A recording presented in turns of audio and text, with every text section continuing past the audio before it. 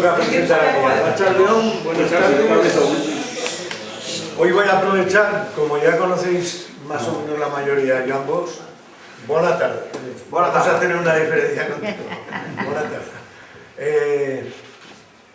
Vamos a aprovechar, como digo, porque creo que la mayoría ya conocéis a Joan Bosch, economista, ha sido profesor en la UNA y luego pues se dedica ya por su cuenta a otras cuestiones como economista. Pero voy a aprovechar un poco mínimamente para presentaros el Ateneo, porque el otro día cuando salí comentamos que una serie de gente me preguntó a mí qué era esto del Ateneo y tal. Entonces, el Ateneo, mínimamente me voy a ceñir para que veáis un poco a los estatutos. Me voy a poner las gafas porque si no, voy a hacer mal. Mira, no voy a decir con el nombre de Ateneo Republicano de Tudela se constituye una asociación privada de interés público como... No me voy a alargar, no os voy a leer todo. Pero porque veáis un poco, pues los fines de esta asociación es un espacio de encuentro cultural, social, político, abierto, que se rige por los principios de libertad, justicia, igualdad, fraternidad y solidaridad. Promover y propagar y difundir los valores éticos de la tradición republicana. Foro cultural abierto a hombres y mujeres, de estudio, de reflexión, de debate. Fomentar el conocimiento, análisis y difusión de los temas de actualidad e interés social. Protección de los derechos humanos, solidaridad, profundización democrática, ecología, cambio climático, derecho a una muerte digna, desigualdad social, etc. Laicismo, por ejemplo. Formación y difusión de un pensamiento crítico y alternativo y de nuevas propuestas transformadoras. Reflexionar sobre la ética y los valores públicos y colectivos.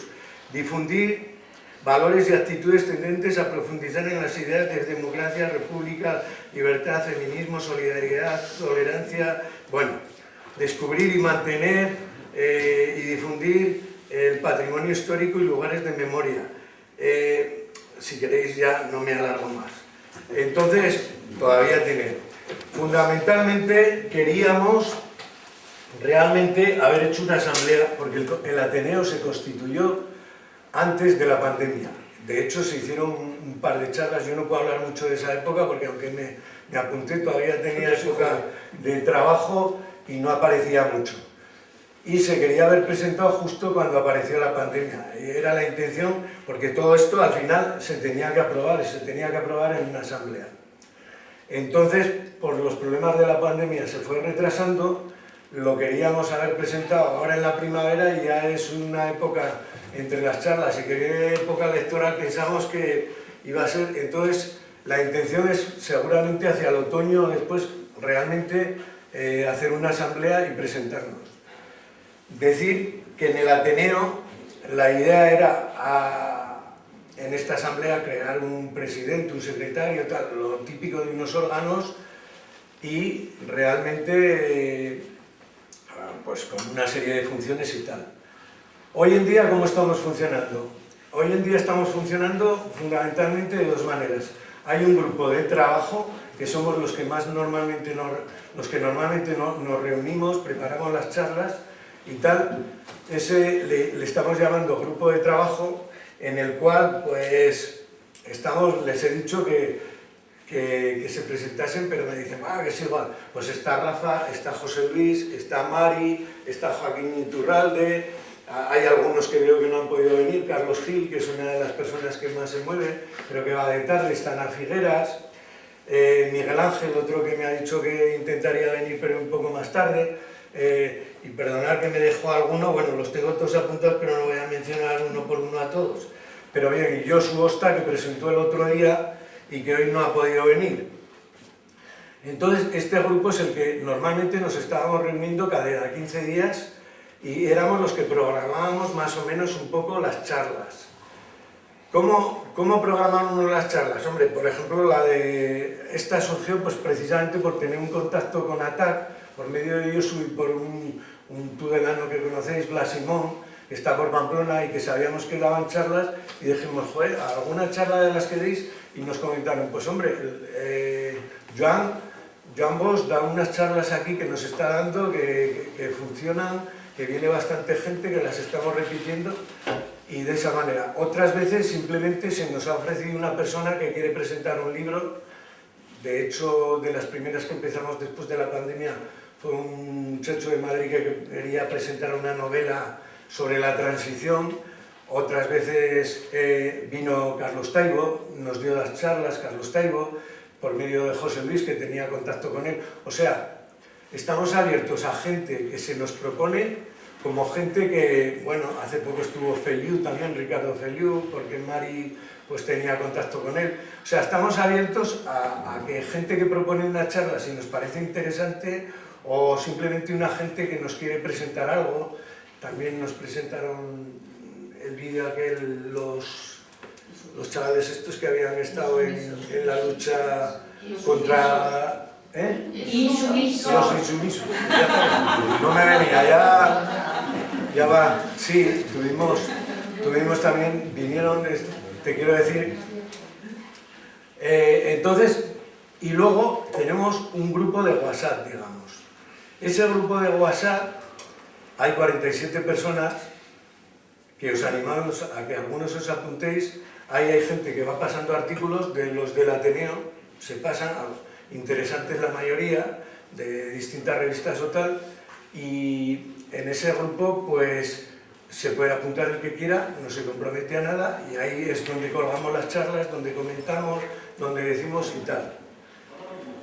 Y simplemente ya no me quiero alargar porque lo que quiero es que no pase lo del otro día, que sea Joan el que, para que luego tengamos preguntas.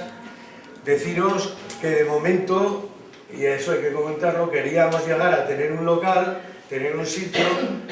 De momento somos los del grupo del Ateneo los que más o menos estamos poniendo una cuota o nos ponemos una ayuda para ir sufragando pues algún gasto que vamos teniendo, porque en principio pues la idea era que la gente que se apuntase, que se hiciese socio del Ateneo, pues la idea era tener una cuota de 60 euros al año, 5 euros al mes, y con eso tal.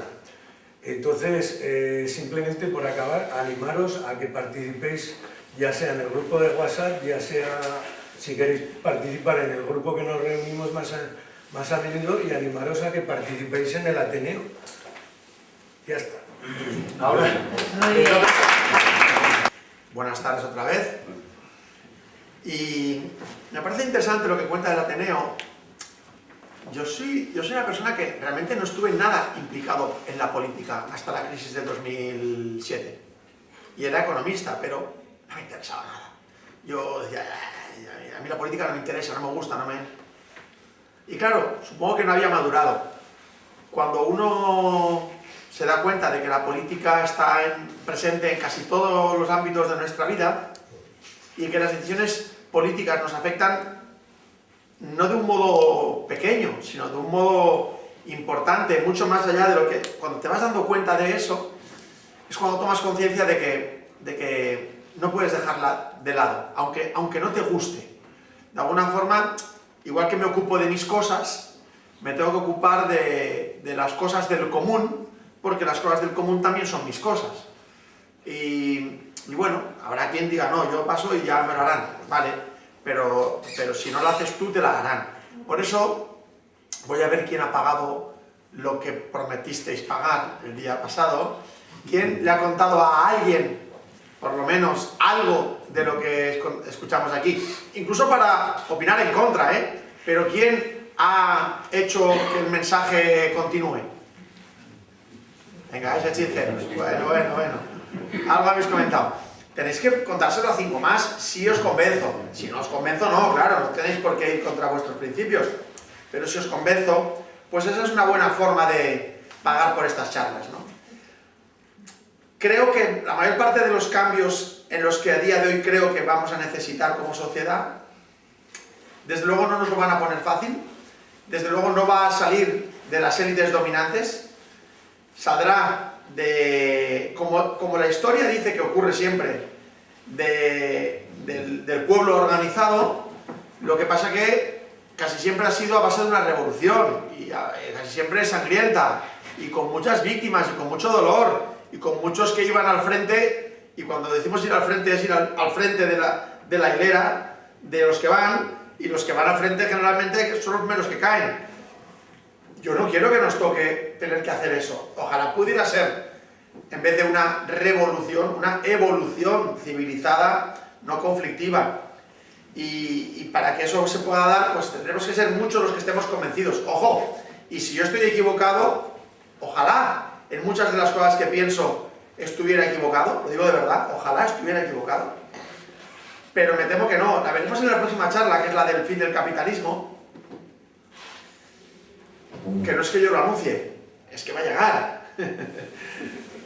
Otra cosa es que podemos esperarlo de brazos cruzados, a ver qué pasa cuando llegue, o podemos intentar hacer un final del capitalismo ordenado y por tanto menos duro para la mayoría, ¿no?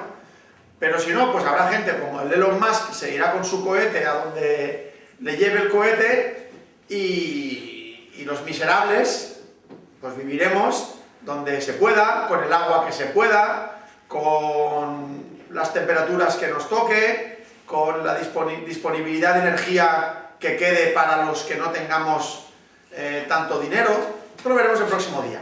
Hoy quería hablar de un tema que controlo menos. Realmente tanto el tercero como el cuarto, o sea, este de hoy y el del próximo día, no son temas que me sean propios y que yo haya ido madurando y que por tanto los tenga muy interiorizados. Son dos temas que desde que me he implicado en la política he ido advirtiendo, dándome cuenta, convenciéndome, porque otros me lo han contado a mí, porque he leído, porque he llegado a conclusiones, sí. Y bueno, y como tampoco somos tantos en Navarra y en ATAC, pues al final me pidieron, ¿por qué no das esta charla? La tuve que preparar en su momento. Yo creo que la habré dado un par de veces y esta será la tercera. Y la del próximo día, del fin del capitalismo, en realidad es una charla que da mucho mejor Antonio Turiel o Antonio Arechavala. Pero bueno, como el que viene aquí seré yo, pues la daré yo. Y ojo, yo le meto mis matices, mi forma de explicar, y le incorporo mi visión económica de algunas cosas que ellos cuentan. Ellos están más por el fin de la energía, de la energía barata, absolutamente disponible y tan abundante que hemos tenido durante los últimos 2 siglos. Y yo meto otros temas mezclados y por tanto al final será una charla sobre que el capitalismo se va a acabar.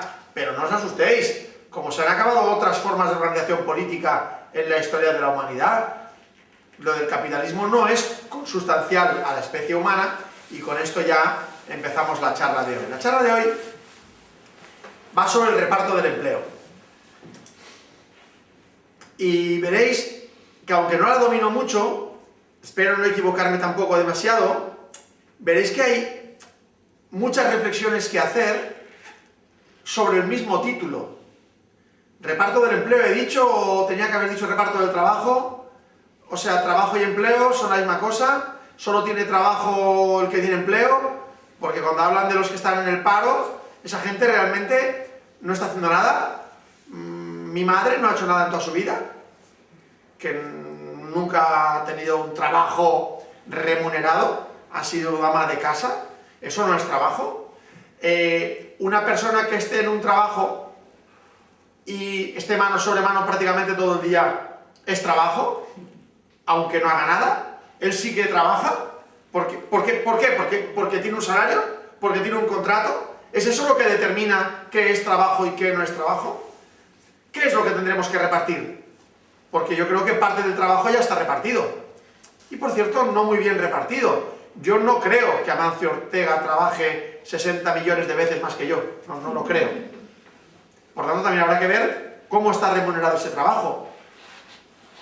Y tendremos una serie de reflexiones que hacer. Quizá no tengo una pizarra, me hubiera gustado empezar con un dibujito, porque me parece que es importante romper un marco mental. Dejadme que os lo cuente, y el que pueda que me siga, yo me explico lo mejor que puedo, ¿vale?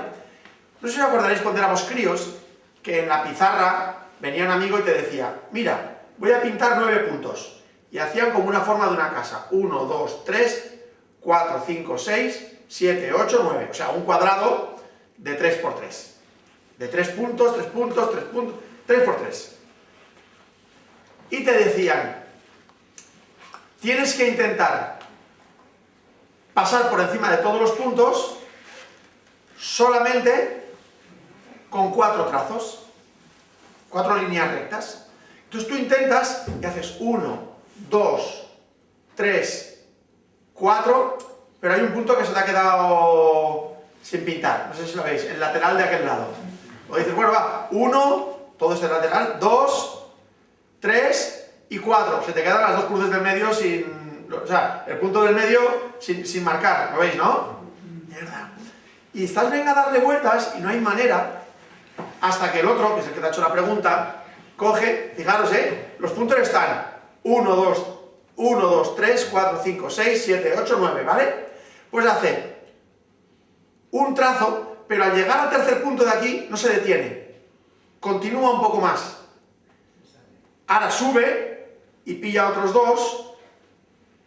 dos trazos, baja por todo el lateral, 3 trazos, y sube y consigue pasar por todos los puntos. ¿Qué es lo que ha roto? Ha roto el marco mental, ha roto algo que nadie había dicho que estuviera prohibido, nadie había dicho, cuando llegues a las esquinas tienes que cambiar de dirección. Era con 4 trazos sin levantar el boli.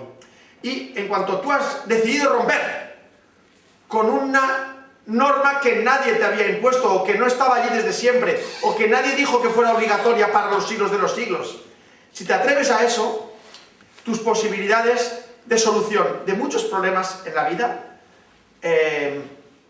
se amplían. A mí me suele llamar mucha gente, yo no sé, creo que debería poner un teléfono de la esperanza o algo así. Me llama mucha gente, pero cada día hay 2 llamadas de gente que me pide para que le dé opinión de una cosa que quiere hacer, que quiere decidir. Pero no os pensáis que son todos temas económicos, amorosos, de familia, de sus hermanos, de no sé qué. Yo tengo un consultorio gratuito con el teléfono, y el otro día le decía a una chica que me llamó el domingo, y cuando acabó me decía, gracias, no sabes lo que me ayuda a hablar contigo y tal. Y yo pensaba, pero si lo que te he dicho es de puro sentido común, si es súper lógico lo que te acabo de contar, o sea, no te he dicho nada extraordinario. No me lo parecía a mí. Ella me decía, es que ordenas las cosas, pero sobre todo te atreves a decir cosas que a mí ni se me ocurría pensar, porque se habían puesto marcos mentales, ¿no? Y esto es un poquito lo que nos va a pasar en la charla de hoy. Tendremos que romper algún marco mental. A alguno le supondrá algún conflicto y se enfadará un poco conmigo y dirá, no, esto era una verdad absoluta, porque desde que yo nací hasta que yo muera, esto es una verdad absoluta. Efectivamente, pero tú no eres absoluto. O sea, el mundo no empezó contigo ni terminará contigo. Y nosotros quizá no lo veamos, pero el capitalismo va a desaparecer como sistema de organización económica y social, que no es más que eso. Pero no siempre ha sido así, no siempre ha sido así. No digo que lo que hubiera antes fuera mejor. Ha habido el comunismo en otros lugares. Y diréis, pero el comunismo ha fracasado. Bueno, ese comunismo ha fracasado. Este capitalismo también está fracasando, porque se le va a llevar el clima por delante. Y sin clima ya veremos cómo viviremos, que lo comentaremos el próximo día, ¿no? Pero antes hubo otras formas de organización social y económica. El feudalismo. Cuando había feudalismo no había capitalismo. Ya, y el feudalismo era mejor, no lo sé, yo no estoy diciendo que fuera mejor, yo no estuve ahí, probablemente no. Pero antes del feudalismo hubo otras organizaciones, otras formas de organización. Hubo el esclavismo, sí, en Roma y en Grecia tenían esclavos. ¿Eso era mejor? No digo que fuera mejor. Digo que ha habido más formas de organización. Y antes, si vamos tirando para atrás, ha habido otras formas de organización que nada tienen que ver con lo que ahora nos parece absolutamente incuestionable. Y vais a ver que no es así. Por eso quería romper ese marco mental. Hay conceptos que también vinculamos al capitalismo y que también se han apoderado de nuestro pensamiento, de nuestra sociedad actual, y que parece que si los cuestionas, estás loco, o eres un radical, o... Ya digo, pero si no son consustanciales a la naturaleza humana, que el capitalismo no es consustancial a la naturaleza humana. Antropológicamente, yo lo decía el otro día, habréis oído mucho hablar de competitividad. Yo diría que el ser humano está, la organización social de los seres humanos, y si no, miremos las de los animales más cercanos, que hablábamos el otro día, de los simios, yo creo que es mucho más colaborativa que competitiva. O sea, las sociedades, históricamente, se organizaban por familias, por tribus, cuando era un poquito mayor por, no sé, por aldeas, y probablemente allí no había una entidad financiera. Y lo que hacían era colaborar y se repartían el trabajo que había que hacer. Probablemente que sí. ¿Y en qué medida y cómo? Pues cada uno según sus posibilidades. Seguramente que al cojo no lo hacían hacer de mensajero y al manco no lo ponían de cocinero. Pero se repartían las tareas, cada uno en función de sus habilidades, su disponibilidad, su tiempo, su fortaleza. ¿Quiénes eran los guerreros? Generalmente pues eran los más jóvenes, si es que había que defender porque venían otros de otra tribu a atacarnos, pero no tenían un sistema capitalista de organización social. No, esto nos ha venido después. Vamos a ver durante la charla de hoy en qué momento ha venido y qué nos ha traído ello. Y por qué, si es que no estuvo desde siempre, vamos a plantearnos, si salimos del marco mental, vamos a ver hasta qué punto esas condiciones que nos hemos autoimpuesto como sociedad han de seguir allí, a qué coste social, emocional, personal, del sufrimiento de cuánta gente tenemos que aceptar que eso siga así. Lo que os decía, hay otras cuestiones vinculadas al capitalismo, por ejemplo el concepto del interés. El otro día hablé del concepto del interés. ¿Siempre han existido los intereses por el capital? ¿Desde siempre? No. No. Ya lo decía el otro día, el capital empieza a merecer una recompensa por el préstamo a partir del siglo XVI-XVII. Antes incluso era pecado. Así que no siempre ha existido el interés sobre el dinero como algo que interpretásemos. Ahora se explica en los colegios. Se les da a los niños en el colegio como una asignatura el aprender a calcular el interés del capital.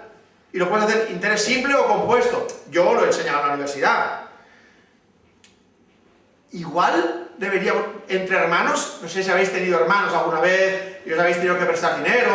Yo creo que cuando hay dos niños pequeños de 8 o 10 años y uno le deja una cosa al otro, si un día le da una galleta de su paquete, no se le ocurre decirle, mañana me tienes que dar una galleta y media de tu paquete. O sea, sí que tienen un sentimiento de, me tienes que devolver una galleta, pero una, no una y pico, no dos. Eso se incorpora de mayores. Yo creo que los seres humanos tenemos mucho más de colaboradores que de competidores. El tema del crecimiento, que lo hablaremos el próximo día también. ¿En serio que tenemos que crecer sí o sí? Si preguntáis a cualquier economista, a día de hoy, de los que aparecen en televisión, van a deciros que es absolutamente necesario un crecimiento del PIB. Porque si no tenemos crecimiento del PIB, va a acabar el mundo. Se va a acabar todo. Porque claro, sin crecimiento... ¿Cómo crecimiento del PIB? ¿Por qué tiene que crecer el PIB? Yo os lo cuento por qué tiene que crecer el PIB. Porque hay una ley, la ley de Okun, que no es una ley, que es un tío que hizo un estudio, un economista, que vio que si había crecimiento económico, los niveles de desempleo no eran muy altos. Pero que si había decrecimiento, se generaba desempleo. Y claro, como hemos asumido que el desempleo es algo malo, porque sí, claro, es que habría que preguntarse, ¿los que están desempleados no hacen nada? ¿No aportan nada? ¿No tienen ninguna capacidad de trabajo? ¿O la siguen teniendo? ¿No podrían seguir haciendo cosas? ¿Qué creéis que ocurriría con un desempleado en una tribu cuando no existía el capitalismo? ¿Creéis que había desempleo? ¿Qué determinaba que alguien estuviera desempleado? Que estuviera muerto, supongo. Si no estabas muerto, ¿por qué ibas a estar desempleado? Aportarías lo que pudieras a tu tribu. Harías una cosa u otra, pues te quedas vigilando, pues no sé qué. ¿Qué tienes que hacer hoy? No, nada, pues hoy ociosos. Vamos a ver cuánto tiempo de ocio tenían otras civilizaciones antes de la nuestra. ¿Vale? Bien, tampoco el concepto de trabajo forma parte del lenguaje común en muchas de las civilizaciones conocidas. Históricamente, el término trabajo no lo tenían incorporado, ni siquiera tenían una palabra como nosotros ya hemos incorporado, que creemos que la palabra trabajo ha existido desde siempre. No, en la antigua Grecia probablemente ni hablaban de trabajo. Lo que tenían eran actividades, hacían actividades, algunas intelectuales, otras de caza, otras de pesca, otras de recolección, Claro, ¿el ser humano necesita trabajar? No. Probablemente el ser humano lo que necesita es hacer actividades durante el día para sentirse útil, para sentirse un ser social que participa del resto de la comunidad, pero realmente necesitamos el trabajo. Os quería decir antes de empezar, y me lo he saltado, pero no quiero que se me escape, cuando hablamos de lo que es trabajo, tenía una serie de preguntas. ¿Trabaja un futbolista profesional que disputa cada partido y cada entrenamiento? ¿Es trabajo? En nuestro marco mental, ¿eso es trabajo? Sí. ¿Creéis que yo, si fuera futbolista, me encanta el fútbol, sentiría que tengo un trabajo? Ahora igual sí, porque ya me costaría. Pero cuando tenía 22 años, yo jugaba mañana, tarde y noche. Me iba de un partido para jugar otro. Llegué a jugar 2 partidos a la vez. No, a la vez. Estaban en 2 campos muy cercanos, yo jugaba en 2 equipos, en uno de cada campo, y cuando me cambiaban aquí, porque hacíamos el fútbol sala, me iba al otro partido, jugaba, y cuando me cambiaban de allí me venía a este, porque eran simultáneos. Jugué los 2 partidos a la vez, tenía las 2 camisetas. Yo lo hacía gratis. ¿Eso era trabajo? Para mí no. Pero resulta que si te pagan por ello, es trabajo y tienes un contrato laboral. Entonces digo, ¿y un futbolista amateur que juegue por afición, que se esfuerza con el mismo ahínco, eso no es trabajo? ¿O trabaja una ama de casa que no tiene sueldo? ¿No es trabajo eso? Lo que no tendrá un contrato laboral, pero no es trabajo eso. Y preguntad cuánto trabajo es.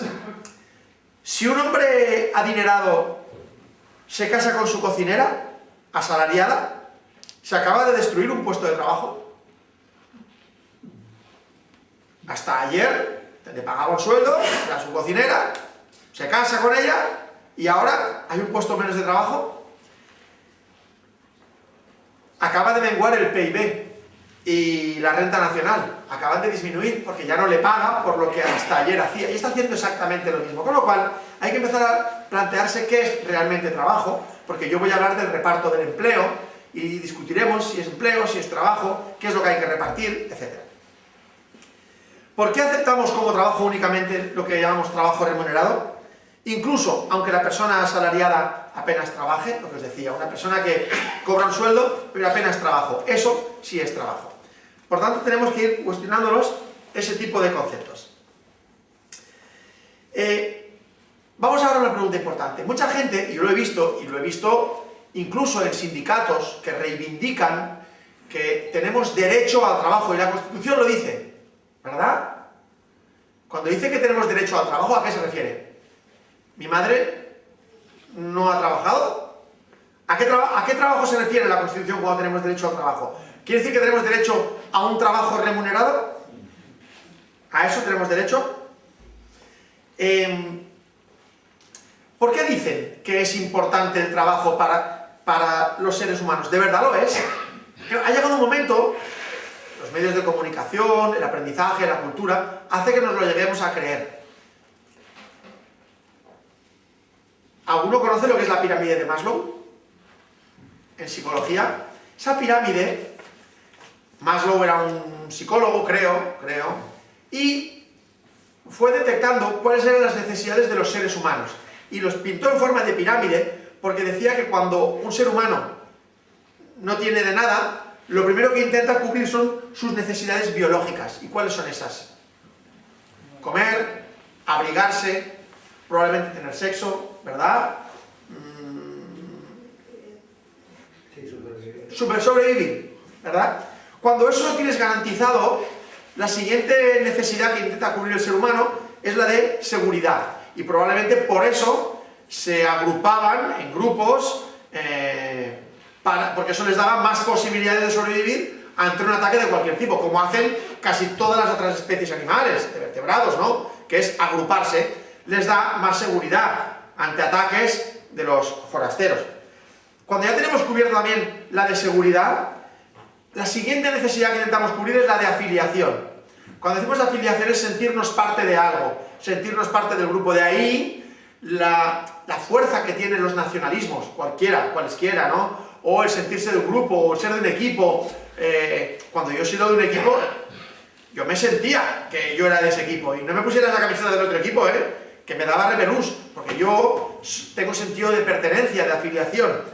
Cuando ya tenemos cubierta la necesidad de afiliación, tenemos la de reconocimiento, como cuarta necesidad, pero ya es una necesidad elevada. Hay mucha gente que ni puede aspirar al reconocimiento, pero el reconocimiento es lo que le pasa a los que son muy ricos, que en realidad tienen garantizadas las necesidades biológicas, la seguridad, la afiliación, y lo que buscan entonces es fama, prestigio, reconocimiento, salir en la revista, que todo el mundo hable de ellos, o salir en la revista Forbes como entre los 10 hombres más ricos del mundo. Porque yo me pregunto, ¿vive mejor el 1/10 que el 10?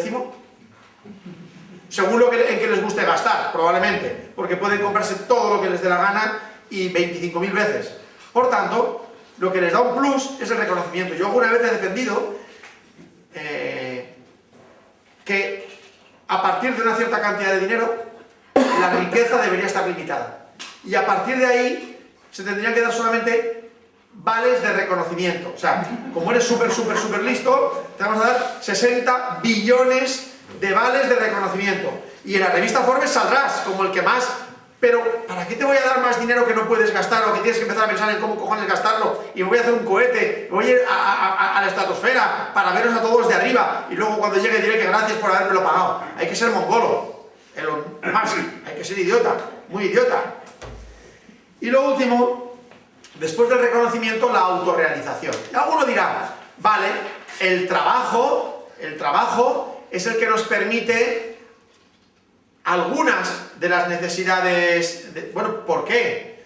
Yo estoy convencido que en las tribus del hombre cazador-recolector, a los ancianos tenían cubierta igualmente sus necesidades biológicas, incluso las de seguridad, porque la tribu te protegía. La sociedad, el grupo de seres humanos al que pertenecías, te protegía. Con lo cual, no es verdad que sea el trabajo el que te tiene que garantizar el sustento. Es la sociedad en la que vives la que te tiene que garantizar el sustento. O sea, o por lo menos así era desde que el ser humano era ser humano. Otra cosa es que hemos llegado a un punto que nos deshumanizamos y el que no tenga, y ahí estamos acostumbrados a ver gente buscando en los contenedores, eso aquí. Pero si nos vamos a otros lugares del planeta, probablemente ni eso, ¿no? Vale. Yo digo, si realmente el trabajo te permitiera estas cosas, todos los ricos trabajarían.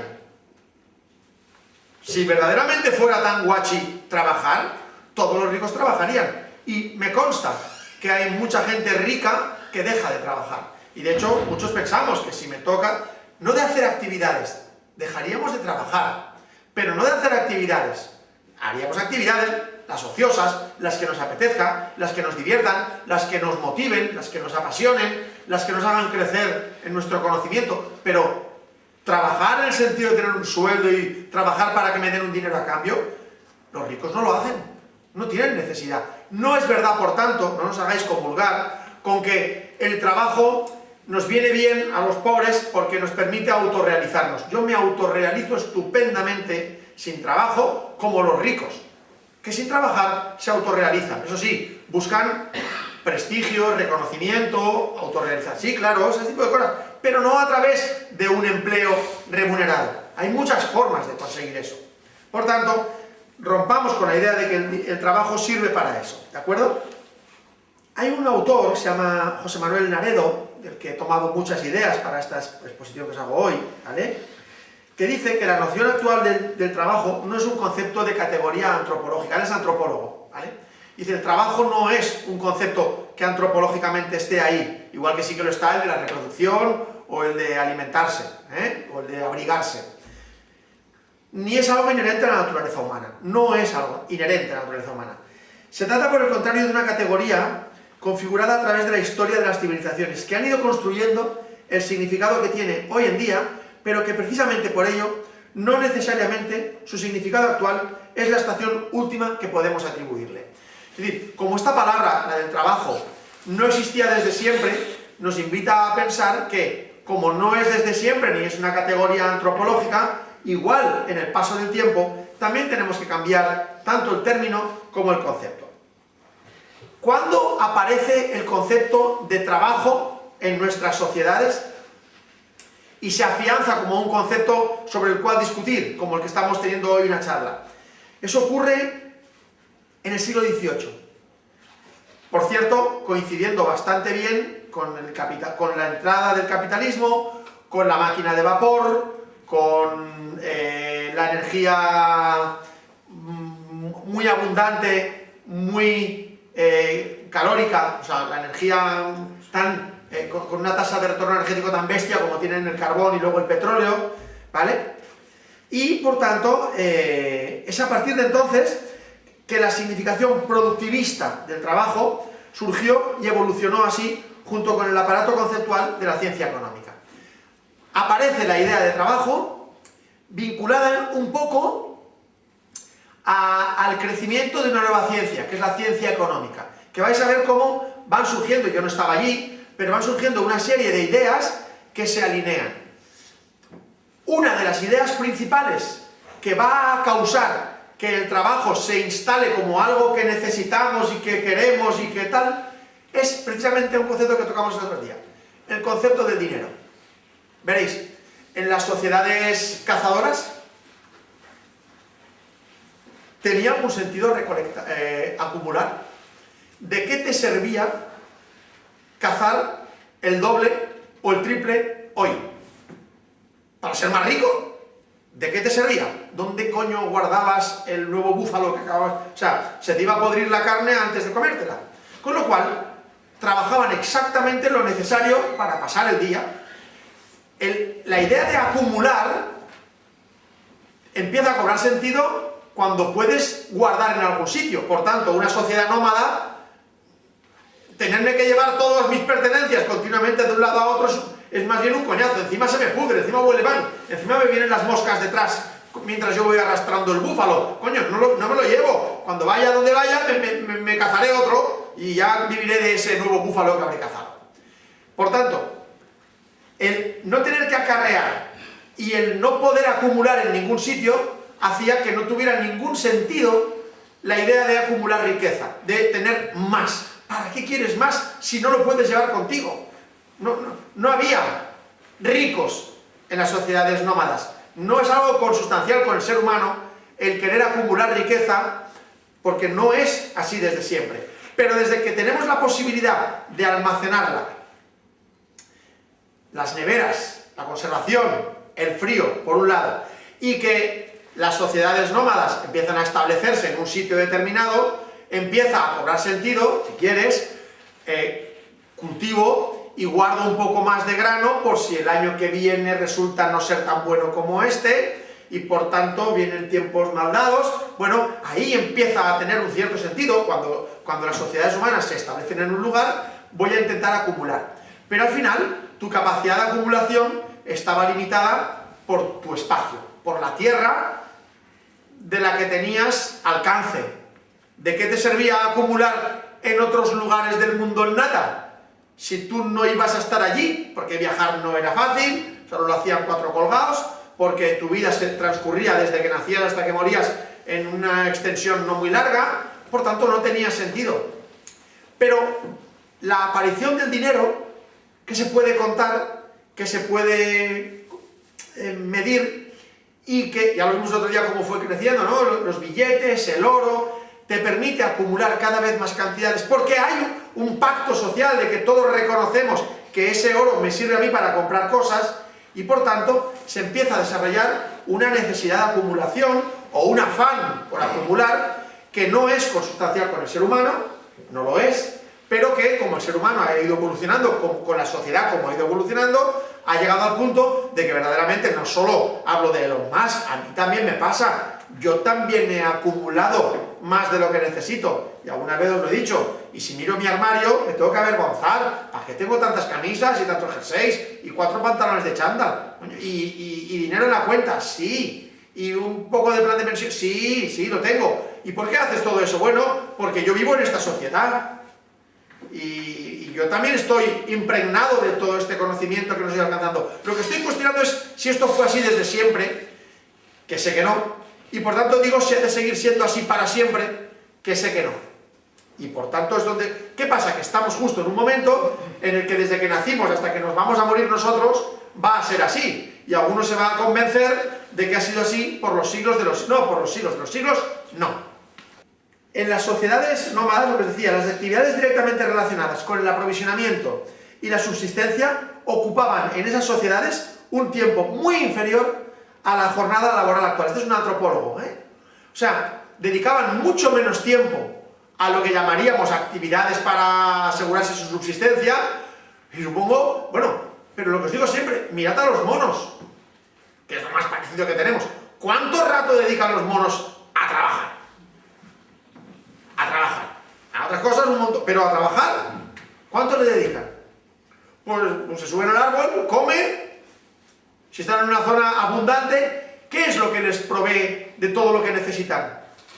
La madre tierra, la lluvia, y de hecho muchas civilizaciones antiguas, y todavía si fuéramos a buscar alguna tribu hoy en el Amazonas, veréis que ellos llaman a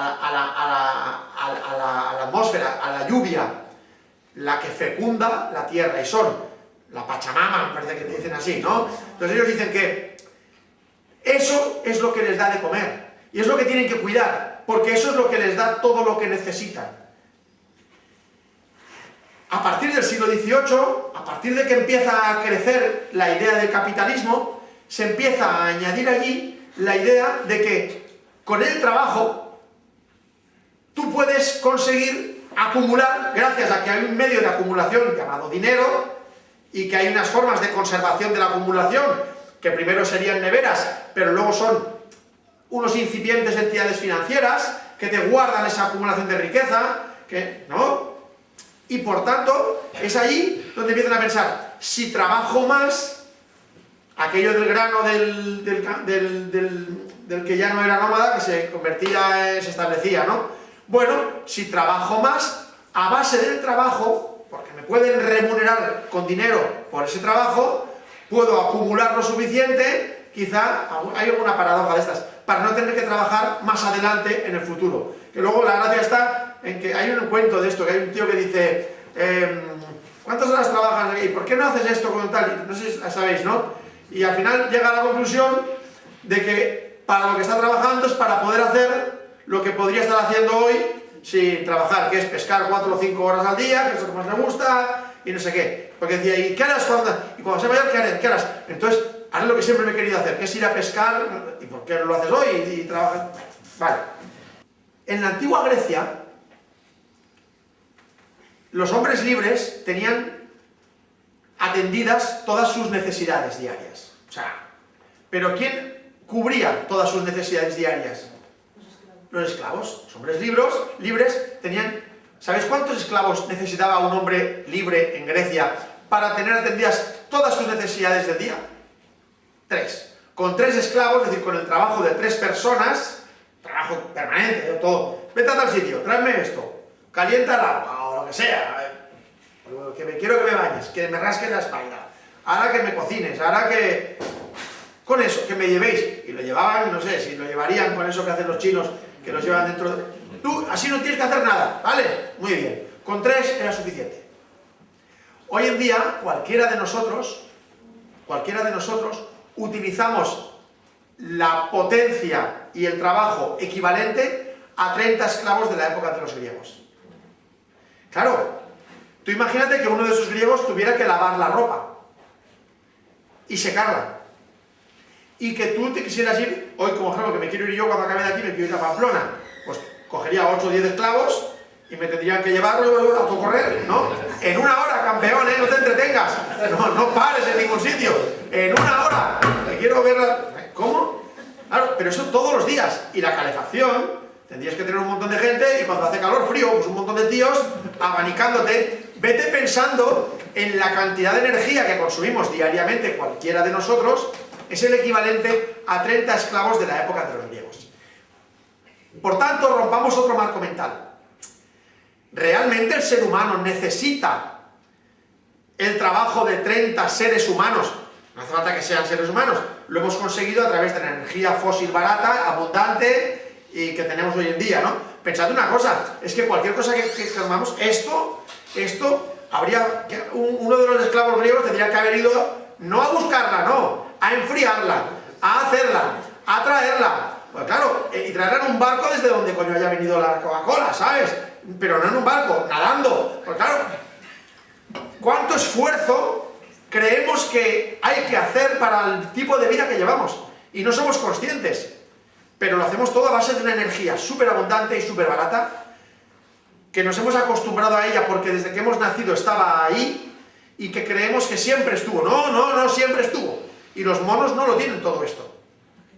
Porque no saben utilizar el petróleo para convertirlo y tal. ¿Y cómo se lavan? Pues uno al otro, habréis visto que le rascan la espalda al uno al otro y cuando acaba al otro al uno, ¿no?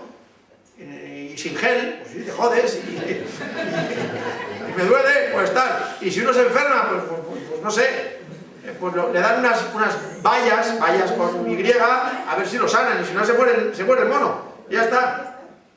En consonancia con lo anterior, las fiestas de los antiguos griegos y romanos eran muy numerosas, al igual que las de otros pueblos de la antigüedad.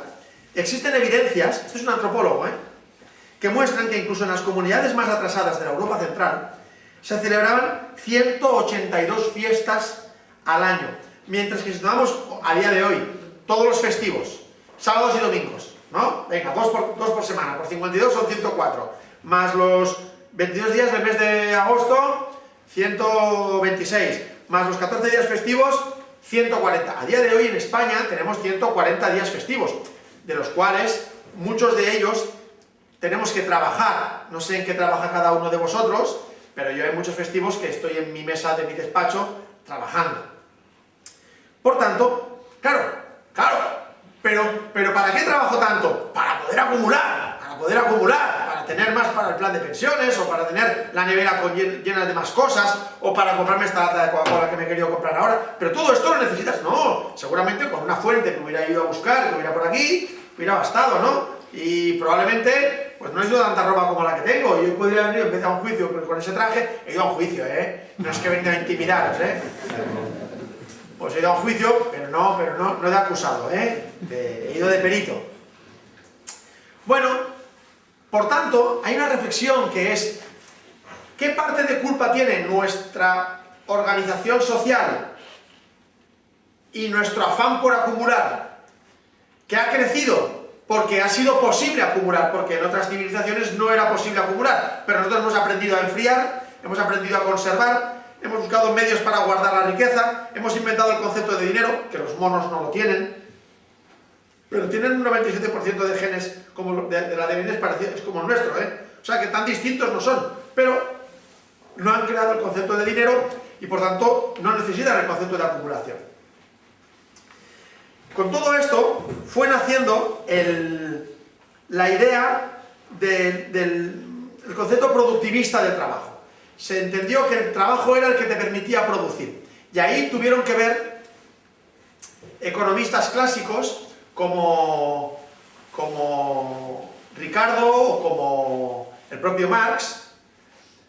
Y aunque Marx era comunista y Ricardo probablemente no, en el fondo los dos fueron alimentando el crecimiento de la idea del trabajo como forma de merecer el aprovisionamiento diario de los seres humanos. En vez de entender como se hacía antes, que yo trabajaré lo necesario para cazar un búfalo, o como subirme como un mono a un árbol y coger unos frutos y con eso tiro hasta mañana, se fueron juntando todas estas cosas y en ese momento empezaron a entender que en vez de ser la madre tierra y la lluvia las que permitían la supervivencia, empezó a decirse, pero porque crecía una nueva ciencia que era la economía, que el trabajo más la tierra más el capital, y aquí aparece un nuevo concepto, son los que te permiten generar riqueza, riqueza que quieres acumular porque puedes acumular, porque si no la pudieras acumular, no la querrías acumular,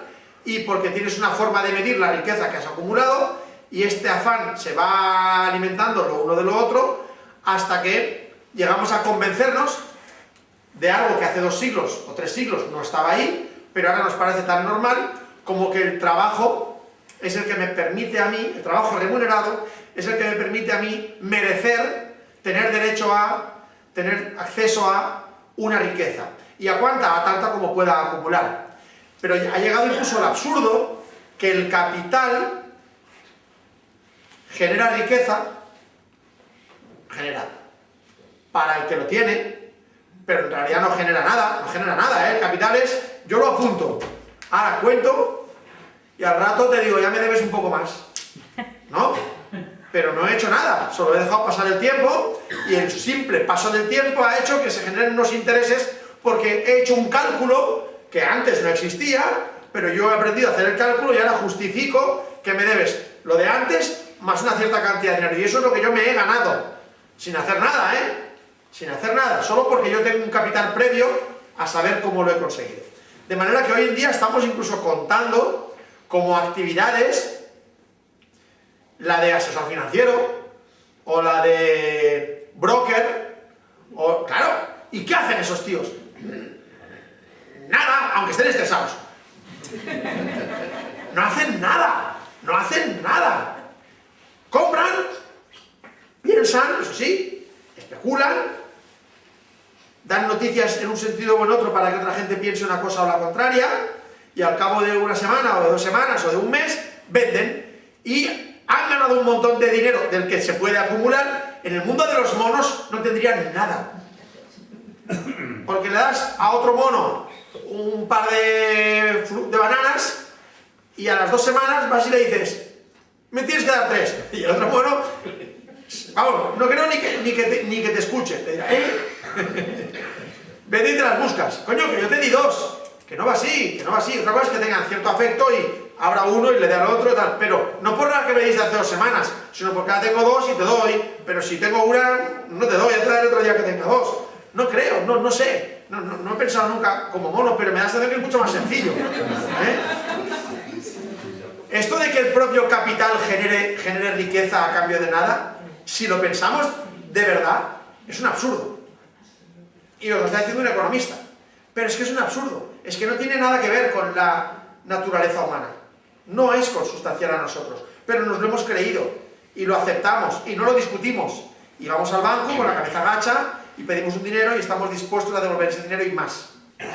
Fue, por tanto, el considerar la riqueza expresable en dinero como se posibilitó que se generalizara entre los individuos el afán de acumularla. Fijaros una cosa, Adam Smith, que fue otro economista, vamos a hablar de un nuevo concepto, el de la productividad.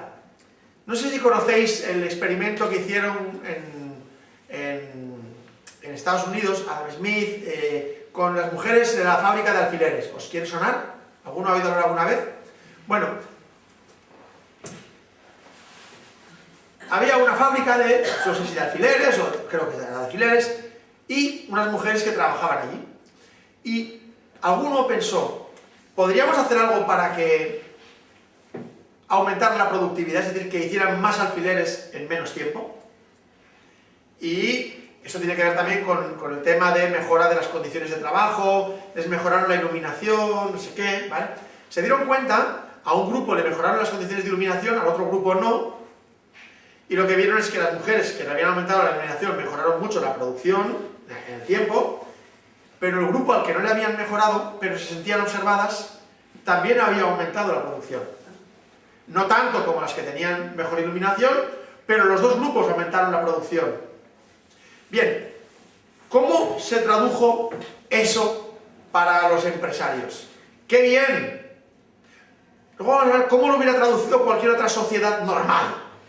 Pero ¿cómo tradujeron eso los empresarios? ¡Qué bien! Podemos hacer los mismos alfileres que antes y estas mujeres pueden trabajar un poco menos tiempo y tendrán más tiempo para sus cosas, podrán estar más ociosas, podrán dedicarse más a lo que les apetezca, a esas actividades no remuneradas que las hacen felices, ¿verdad? Pues no pensaron eso. Pensaron que bien, en el mismo tiempo podemos hacer más alfileres, podremos vender más alfileres y podremos acumular más riqueza. No las mujeres, yo el empresario, porque he tenido la idea de ponerles luz. Y a las otras de decirles que aquellas tienen luz. Y con eso me han mejorado las unas y las otras. Claro, resulta que cuando hablamos de mejora de la productividad, lo interpretamos en términos de ¡qué bien! Así aumentará el PIB. Y no en ¡qué bien! Así aumentará el tiempo ocioso y podremos vivir con lo mismo que antes, pero todo el mundo podrá estar un poquito más ocioso. ¿Cuánto ha mejorado la productividad en los últimos 2 siglos? y sigue habiendo desempleo. Ahora imaginemos esto en cualquier otra sociedad que no tuviera la capacidad de acumular riqueza, que no tuviera el afán de acumular riqueza. ¿Qué haría cualquier otra sociedad humana, una tribu, de donde sea, que gracias a que llueve más, obtienen más fruto haciendo menos cosas? ¿En qué creéis que traducirían esa suerte? ¿En más tiempo para qué? ¿Para trabajar más? Más tiempo para la holganza, para pensar.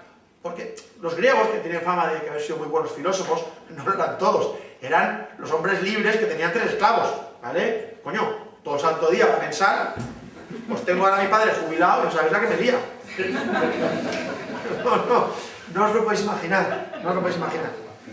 Que tiene 85 años, me está venga a taladrar, que está venga a dibujar unas mesas de 3 patas, con unas sillas, pero para 3 personas, porque así no habrá bullying en los colegios, porque cuando son 2 se llevan mal, pero cuando son 3 ya no, porque siempre hay uno que hace de bisagra, y como las mesas tienen ruedas, así son llevaderas, bueno, y que las tiene que patentar, y que tenemos que ir a la Feria del Mueble de Valencia, que me deja vivir. Digo, coño, que vuelva a trabajar, porque me está dando mucho trabajo a mí.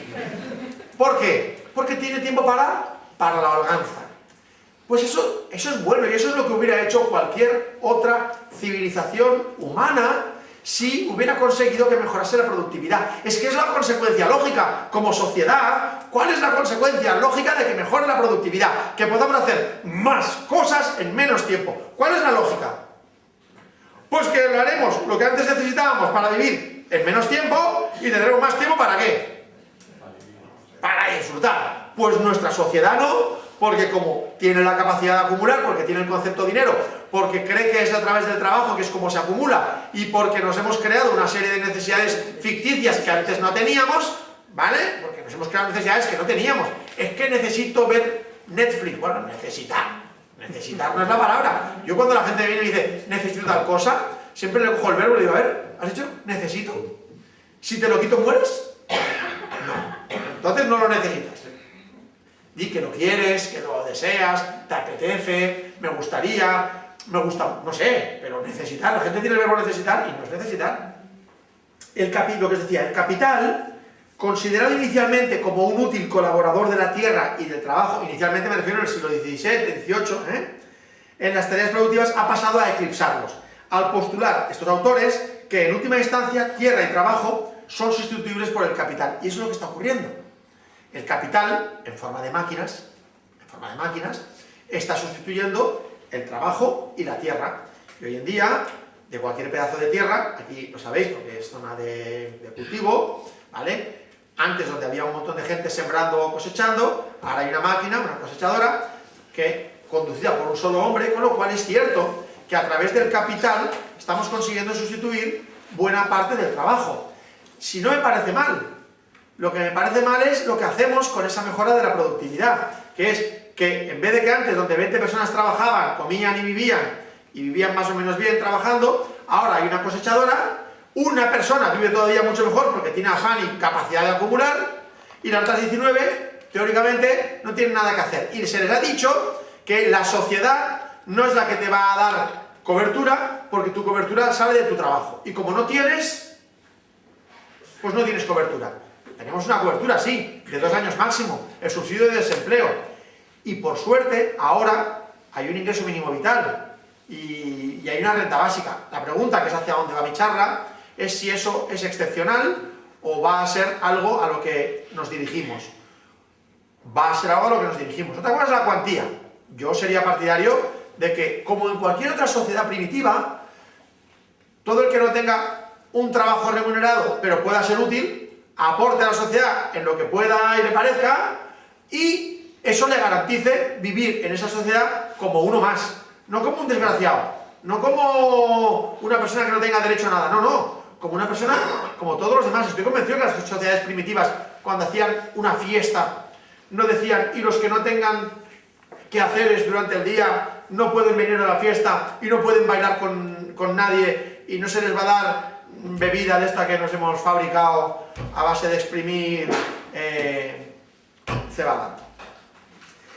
Bien, una vez que hemos cortado el cordón umbilical que unía originariamente lo económico a las dimensiones físicas y humanas, una vez hemos indicado que producir era simplemente obtener un valor añadido a base de revender con beneficio a través del capital, la preocupación social ha ido derivando desde la producción de la riqueza hacia la adquisición de la misma. La gente no se preocupa tanto por producir, sino como por conseguir la riqueza, aunque no sea produciendo, aunque sea solamente comprando y revendiendo, lo que os decía del broker. Futbolista de primera división y no es trabajo el de futbolista amateur, es trabajo el de la cocinera hasta que se casa con su patrón y a partir de entonces ya deja de serlo, no ha sido trabajo lo que ha hecho mi madre. De ahí que las actividades de la economía estándar engloba bajo la denominación de trabajo, lo que llamamos trabajo, las que se realizan para tener una contrapartida monetaria o monetizable, y no por el afán mismo de realizarlas. Y por lo tanto eso es lo que tenemos que discutir. Tenemos que discutir, uno, qué es trabajo, que es lo que hemos empezado hablando, y si ese trabajo, el remunerado, hay que repartirlo o no, o buscamos otra fórmula para que no haya una sociedad con dos grupos de gente, los que tienen un trabajo remunerado y que por tanto tienen capacidad de acumulación de riqueza y tienen derecho a acudir a las fiestas y tienen derecho a hacer una vida razonable, y los que no tengan un trabajo remunerado, aunque tengan capacidad. Claro, uno decía, imaginaos una sociedad primitiva y hay alguien que no tiene cabaña, no tiene casa, pero tiene brazos y tiene piernas. ¿Qué es lo siguiente que va a hacer en una sociedad primitiva? Le van a decir los del pueblo, pues allí te puedes hacer una, y si es medio simpático, te echamos una mano, ¿sí o no? Aquí, a uno que vaya a un espacio deshabitado e intente acomodarlo para hacerse una vivienda, le llaman ocupa, y viene la policía y te saca, porque eso es propiedad privada, porque eso, ¿de verdad que eso tiene lógica? No, hay que ver ocupas y ocupas, ¿no? Si es una vivienda donde vive una persona, pues claro, no te puedes entrar en su casa porque sí, pero en todas aquellas que están desocupadas, hasta cierto punto yo creo que tiene bastante sentido el planteamiento de los ocupas. Oiga, yo me voy a algo que está vacío, que no está utilizando nadie. Yo estoy en esta sociedad, merezco estar vivo, no me tengo por qué vivir en la intemperie, llueve, hace frío, y yo he decidido que mientras no haya otra persona aquí, aquí estoy yo. Si no, pues ya me iré a otro lado. Pero es que es de lógica, es de lógica. Fijaros, ¿hasta qué punto llega esto? Que los pobres, a raíz de este cambio de mentalidad de lo que es el trabajo y de lo que no lo es, y el trabajo como fuente de aprovisionamiento de dinero para poder ser un ser social y estar incorporado, los pobres han pasado de pedir pan a pedir trabajo, porque asumen que pedir trabajo es lo que me permite a mí tener pan. No, no tendría por qué ser así. Tú, si estás en la sociedad y no eres mala gente, mientras la sociedad pueda proveer para todos, tienes que tener acceso al pan. Si somos sociedades que nos llevamos razonablemente bien, no sé, es que yo siempre pienso en una sociedad primitiva, ¿no? Pero fijaros, hay una frase que me suele irritar, que al empresario se le suele llamar que crean puestos de trabajo. ¿Cuántas veces habéis oído decir que los empresarios son importantes porque crean puestos de trabajo? Lo habéis oído, ¿no? Son fundamentales y hay que apoyarles porque crean puestos de trabajo. Pues yo ya decía la frase antes, pero la vida me regaló una pandemia para aprender un poco más. A partir de la pandemia lo tuve clarísimo. Antes acertaba, pero después nadie me lo puede discutir. Los empresarios no crean puestos de trabajo. ¡Ninguno! Ni uno solo. Ni uno solo. Porque si no, coño, ¿por qué no crearon puestos de trabajo durante la pandemia? ¿Por qué no? Joder, campeones. Venga, ese equipo de empresarios. Ojo, que yo tengo muchísimo respeto por el empresario de una pyme, Absolutamente. Yo, si tengo una guerra es contra las multinacionales, que tributan donde quieren, que tiran los derechos donde les da la gana. Pero, ¿por qué los empresarios no crearon puestos de trabajo durante la pandemia? ¿Por qué? Por tanto, no crean puestos de trabajo. Lo que ellos hacen es que lo que crea puestos de trabajo, en todo caso, es la demanda. Cuando la pandemia no había demanda, la gente no salía a la calle, no iban al cine, luego no hacía falta un tío en el cine que te marcara la entrada. Como la gente no salía a la calle, no hacía falta guardias municipales que ordenaran el tráfico. No sé, porque estaba todo el mundo metido en su casa. No crean puestos de trabajo. Lo que hacen es que cuando hay demanda y voy a poder vender, compran trabajo, compran mano de obra, pagan por mano de obra que la incorporan al proceso productivo junto con materiales y junto con el capital, y de esas tres cosas produzco y vendo. Pero exactamente compro la cantidad de trabajo en el mercado de trabajo que necesito para producir. No lo crean, lo compran. Lo que crea el puesto de trabajo es la demanda. Cuando hay demanda, el empresario ve la oportunidad y dice, coño, voy a poder vender más y voy a ganar más dinero. ¿Qué necesito? Producir más. ¿Qué necesito para producir más? Más trabajadores. Vale, intermedias, si quieres, están en medio, pero no crean los puestos de trabajo. No son dioses ni magos que crean puestos de trabajo. Compran trabajo cuando les viene bien para producir, vender y ganar. Porque si el trabajo no les hace ganar, no tienen ni un solo reparo en despedir. Y ahí están todos los expedientes de regulación de empleo, y están todos los despidos colectivos, y están todas las peleas que tienen los sindicatos. Cuando una empresa deja de vender, ¿qué hace inmediatamente? Dice a los trabajadores que hasta aquí, gracias campeón, y si puedo pagarte poco, mejor que si puedo pagarte mucho, ¿verdad? Por tanto, no me vengáis con el cuento de que crean puestos de trabajo. El hecho de que haya unas tasas de desempleo, lo que llamamos desempleo estructural, que sabéis que más o menos estamos siempre entre el 8, el 10, el 12, cuando la crisis del 2007 llegamos al 19, hace, con ese cambio, esa transformación mental que hemos ido haciendo en nuestra sociedad en los últimos 3 siglos, hace que la búsqueda del trabajo y el afán de obtener uno sea obsesiva, y la gente ha aceptado como tengo que encontrar un puesto de trabajo, necesito, porque no somos capaces de romper el marco mental. Algunos lo hacen, por cierto, algunos sobre todo jóvenes, dicen, no, yo no necesito un puesto de trabajo para vivir, lo que necesito igual es que se reparta la riqueza. Y a lo mejor tiene razón, a lo mejor repartiendo la riqueza, hay riqueza suficiente, por lo menos en las sociedades avanzadas, para que vivamos todos bastante bien, por supuesto. Entonces, ¿por qué no ponemos, claro, imaginaros esto en una sociedad de monos, o en una sociedad primitiva, que hubiera uno que tuviera acumulada cantidad de comida para 65.000 vidas, y el resto de la población de la aldea no tuviera para comer? ¿Qué harían con él? Muy pronto. ¿Y qué haría un grupo de monos con el mono ese gilipollas? Porque es el gilipollas, porque es que encima no tienes ni amigos, ¿no? Claro, no, solo tengo amigos, como el mundo se ha globalizado, tengo otro mono que es lo mismo que yo, pero no tal de esto, y vuelo con un avión y me voy a verle con él, y nos vamos a ver el Gran Premio de Automovilismo en Dubái. Porque claro, al final solo te relacionas con otros monos ricos como tú, me refiero, no es despectivo aquí lo de mono, no demasiado despectivo. Bien, ¿qué dice justamente Veblen, que es otro autor? Tiene una teoría de la clase ociosa.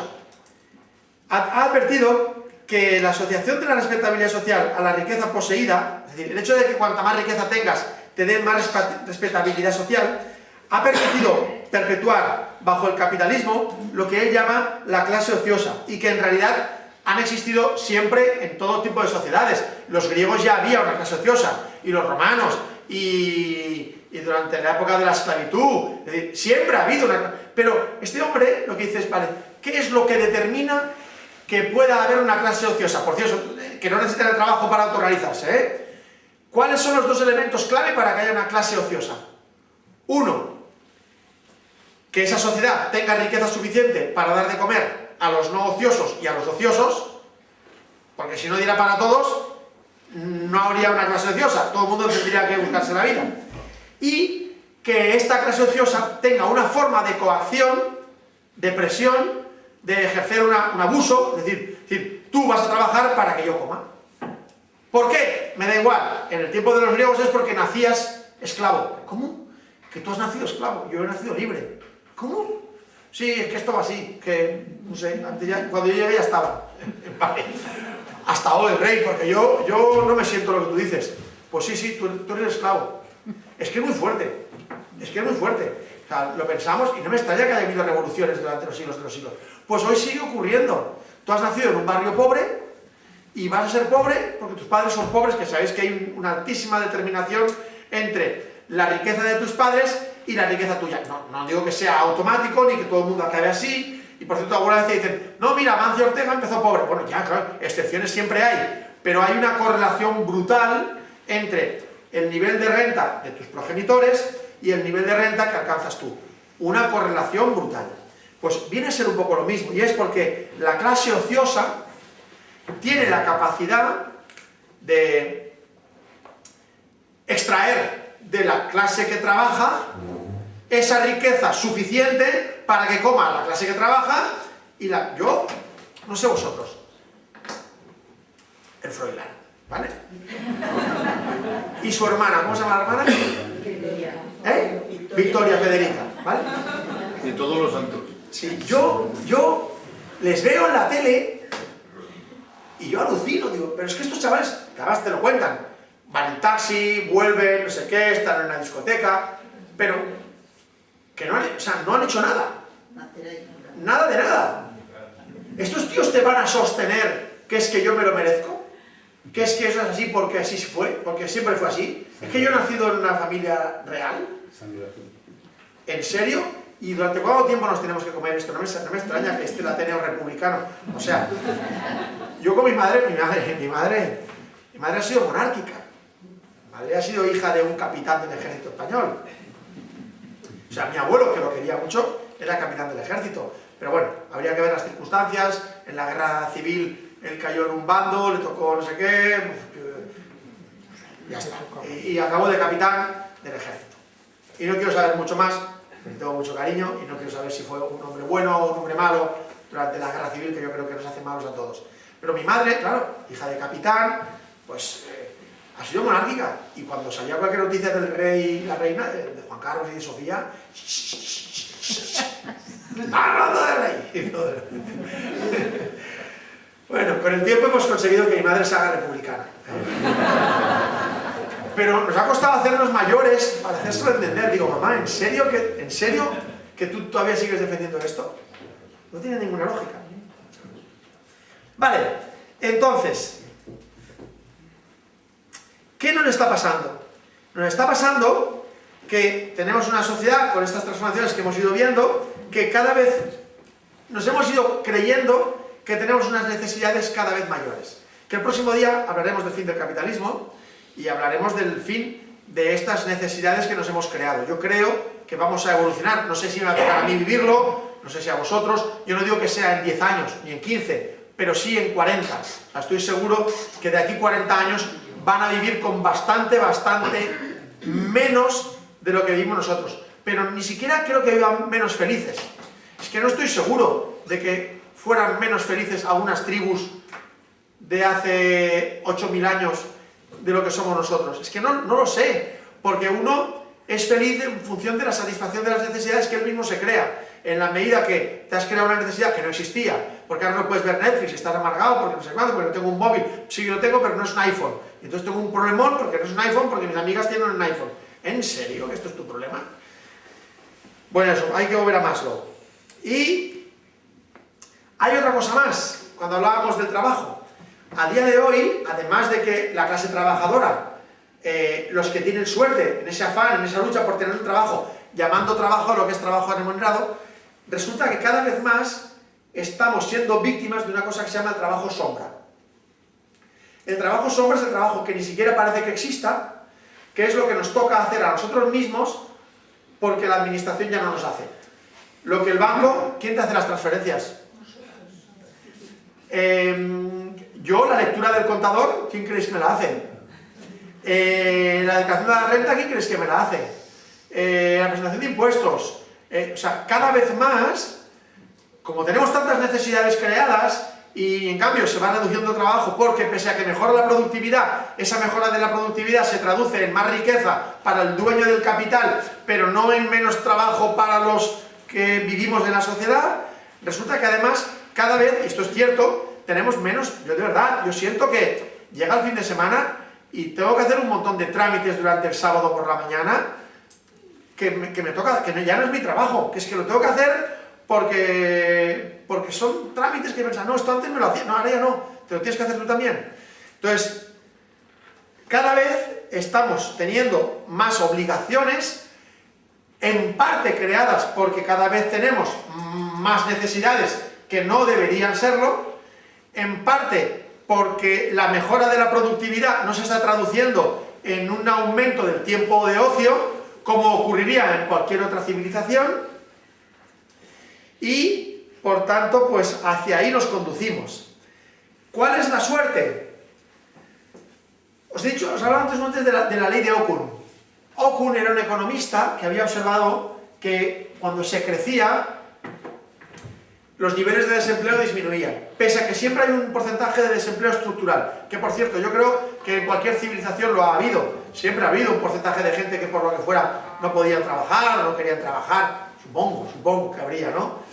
Pero, ¿qué va a pasar? Yo creo que esto del crecimiento, que lo hablábamos el otro día y lo hablaremos el próximo, el de que siempre haya crecimiento, os hice el otro día un cálculo, un crecimiento del 2%, como el que todos los manuales de economía y todos los telediarios nos dicen que tenemos que tener para que no vayamos mal.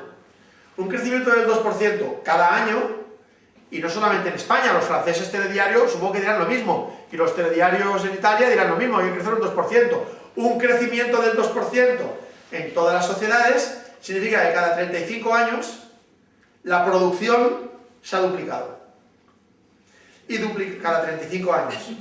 Y duplicar la producción significa duplicar el consumo de materiales, duplicar la generación de residuos, duplicar el consumo, ¿sabéis cuánta agua consume la fabricación de una prenda de ropa, no?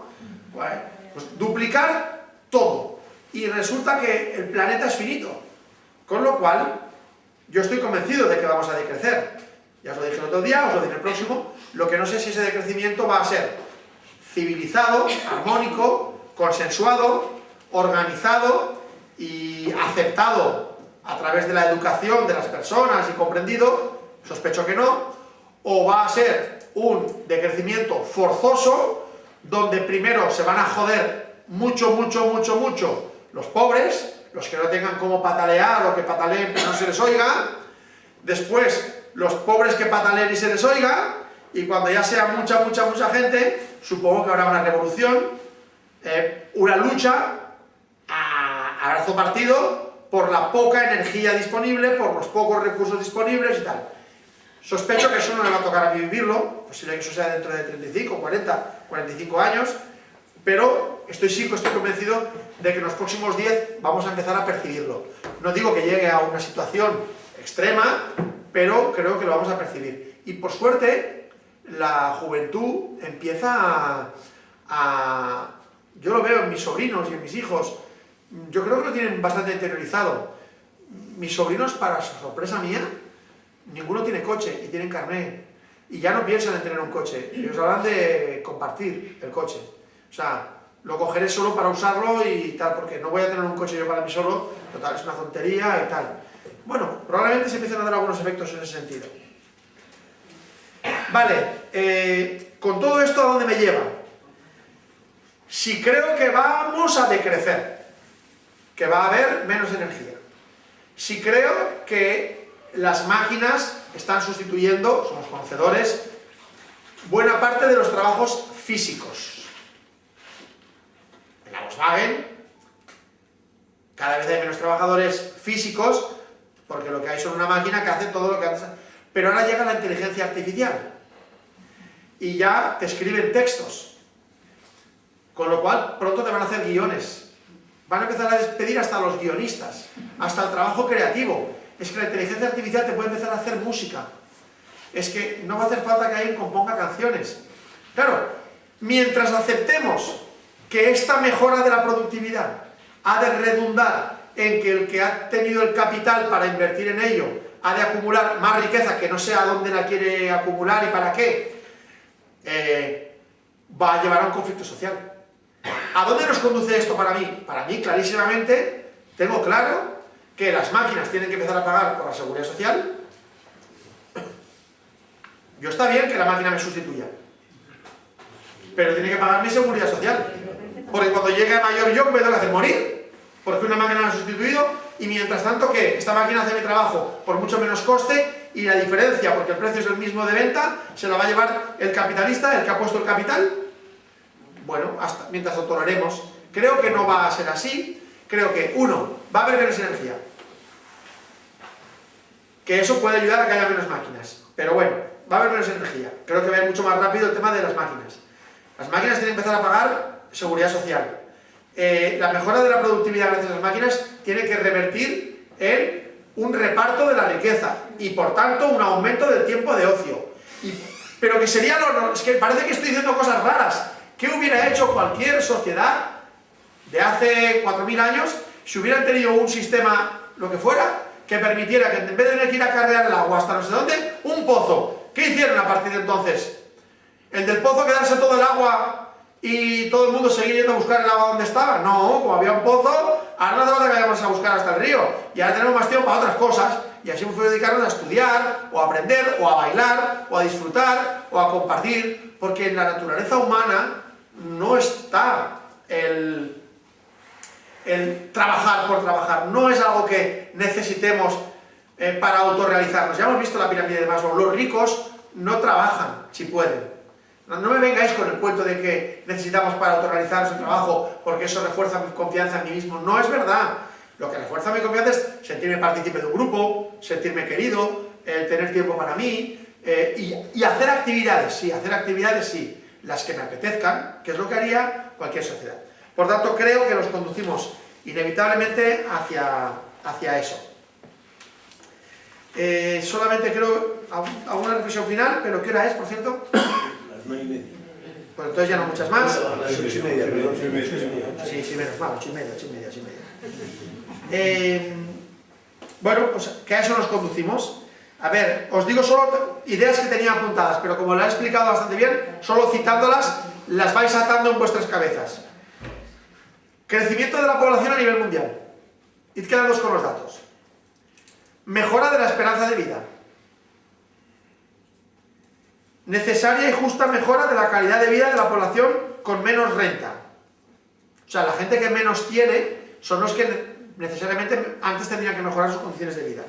Agotamiento de las energías fósiles. Reducción de la capacidad productiva a consecuencia de la reducción de las energías fósiles.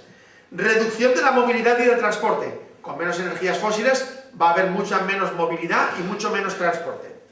Agotamiento de recursos naturales en un planeta finito. Robotización. Mejora de la productividad. Emergencia climática.